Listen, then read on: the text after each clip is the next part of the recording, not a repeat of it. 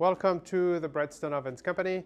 Today we are going to make chocolate hazelnut spread twist. We'll need a pastry puff sheet, we'll need a little bit of flour to put on the countertop, some dark chocolate, and some chocolate hazelnut spread. We're going to start by spreading out the puff pastry, and we're going to put some of the chocolate hazelnut on top of it. We want to make sure it's nice and soft, easy to spread. And we are going to cover all of the pastry puff except about 1/4 of an inch on the edges all around.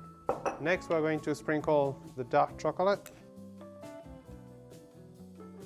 And we're going to cut it in 3 strips the long way, and then in 4 in the opposite side. Then we're going to take one and top it over the other. And we're going to twist it and put it into a dish.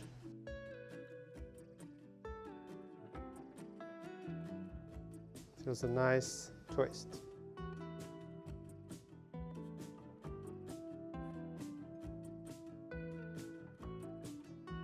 And we're going to place it in the oven at about 350 degrees until golden brown.